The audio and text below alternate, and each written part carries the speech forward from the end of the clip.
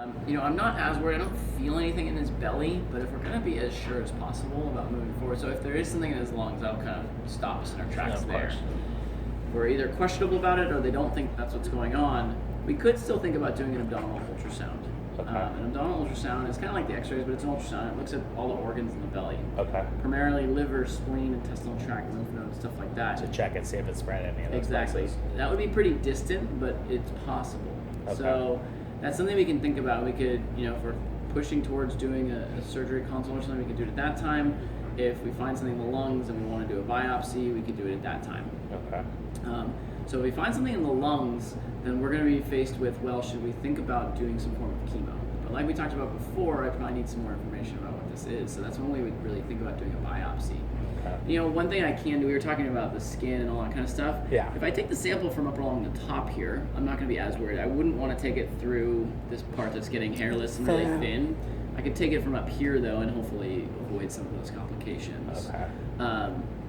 So those might be things that we're thinking of. Just a rough estimate if we want to do a biopsy, that usually runs somewhere in like the $600 range because I have to sedate him, I have to take the piece, so cost of using the instruments and stuff, and then the main part of the charge is sending it out to the pathologist. That's a few $100s. If we want to do an abdominal ultrasound, that's about $450. So just those two tests would be about $1,000. And then looking further forward than that even, if we were thinking about chemo and stuff like that, depending on what kind of chemo drug we use, the cost varies a little bit, but it could be anywhere, especially because he's such a big boy, so we'd be using more drug. Yeah. Cost could vary anywhere from like $500 up to like $900 per dose. And how often does he have to have a dose? So some of them are weekly, some of them are every 3 weeks, and we wouldn't know how much exactly we were giving, but it's a little bit open-ended when we have a disease that we can't get rid of. No, I understand.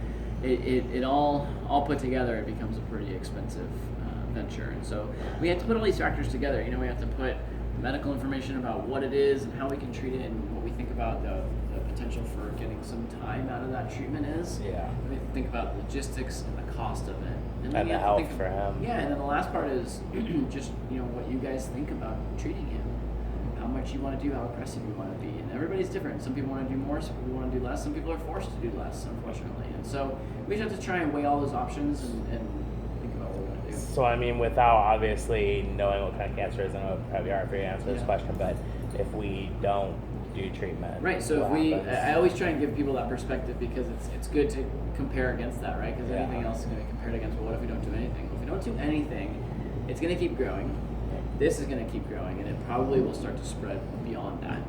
So it's going to be one of two factors that starts to become a problem for him. It's either going to be that this thing opens up and starts to become just a burden for him because he wants to chew at it, or it's becoming infected, it's becoming uncomfortable, stuff like that. Yeah. It'll probably get bigger as that happens too, or these things can happen at the same time too. Spread of the disease, either in the lungs further or further lymph nodes, or just this thing getting bigger and bigger, are going to potentially cause him to become lethargic, have decreased appetite, things along those lines. And I would say, without knowing exactly what's going on, I'm worried those signs could happen in the next 3 to 4 months, something along those lines.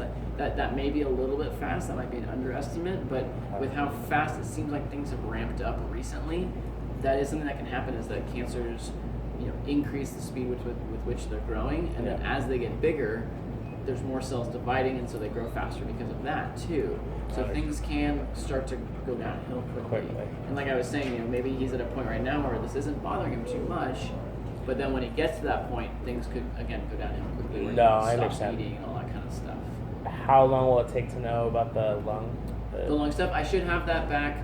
I might have it back later today. Otherwise, I'll have it back tomorrow with the blood work, and I'll call you about it tomorrow. Okay. All right. I guess then we'll just go from there. Yeah, exactly.